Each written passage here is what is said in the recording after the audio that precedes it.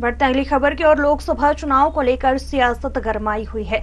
UP के मैनपुरी में भी प्रचार जोर शोर से है। वहीं आपको बता दें कि राजनीतिक पार्टियों के प्रत्याशी चुनावी मैदान में आ गए हैं। प्रत्याशी अपना अपना प्रचार करते हुए नजर आ रहे हैं और जनता को लुभाने के लिए भी अनेकों प्रकार से वायदे भी कर रहे हैं। हम बात कर रहे हैं बहुजन समाज पार्टी के प्रत्याशी डॉक्टर गुलशन देव शाक्या जी, जो लोकसभा चुनाव लड़ने के लिए मैनपुरी में पहुंचे हैं। गुलशन देव शाक्या ने बताया कि 25 साल से लगातार बहुजन पार्टी में उनके पिता एक कार्यकर्ता के रूप में काम कर रहे थे। इसी के साथ उन्हीं की कार्यशैली को देखकर बसपा की राष्ट्रीय अध्यक्ष कुमारी मायावती के नेतृत्व और केंद्रीय कोर कमेटी की ओर से गुलशन देव को जो है लोकसभा चुनाव में मैनपुरी से टिकट दी गई है। गुलशन देव बहुजन समाज पार्टी से पहली बार लोकसभा क्षेत्र का चुनाव मैनपुरी से लड़ रहे हैं। आइए देखते हैं न्यूज आवर के मैनपुरी जिला संवाददाता उमाशंकर से क्या कुछ वार्ता हुई है।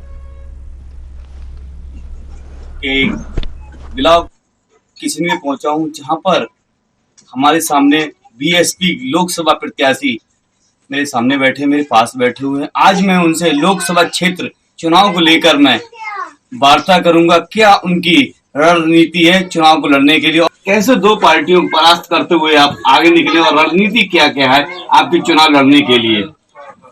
सबसे पहले बहुजन समाज पार्टी के राष्ट्रीय अध्यक्ष बहन कुमारी मायावती जी ने जो मैं आशीर्वाद दिया है 21 लोकसभा मैनपुरी से मुझे प्रत्याशी घोषित किया है।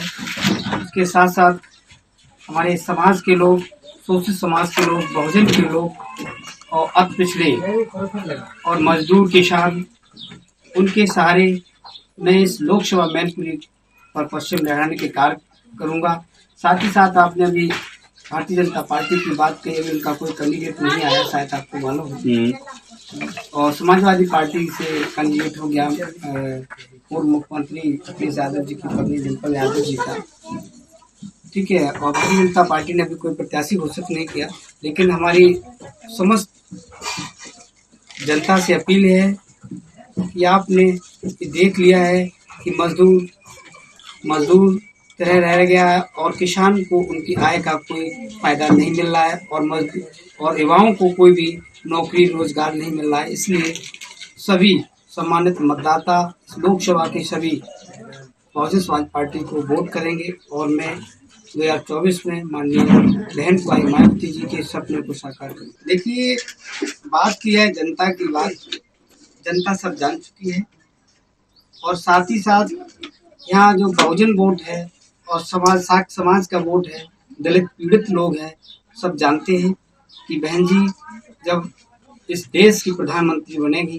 तभी जाकर के उनका कल्याण होगा। इसलिए 21 लोकसभा मैनपुरी से हमें विजय घोषित करने के लिए समस्त पूरी जनता हमारे साथ है। एक कल की डेट में डिम्पल यादव ने ट्वीट किया है और प्रेस वार्ता में भी ये कहा है, कल का छोरा मुझे क्या चुनाव हराएगा, पहले अपना आगे को जो किया है उससे पहले देखे मुझे क्या हराएंगे चुनाव। इस पर क्या कहेंगे आप?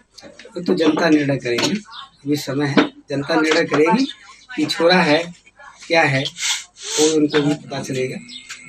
ये जनता निर्णय करेगी 2024 में और 7 तारीख को 7 मई को जो वोट मतदान पड़ेगा वो जनता निर्णय करेगी।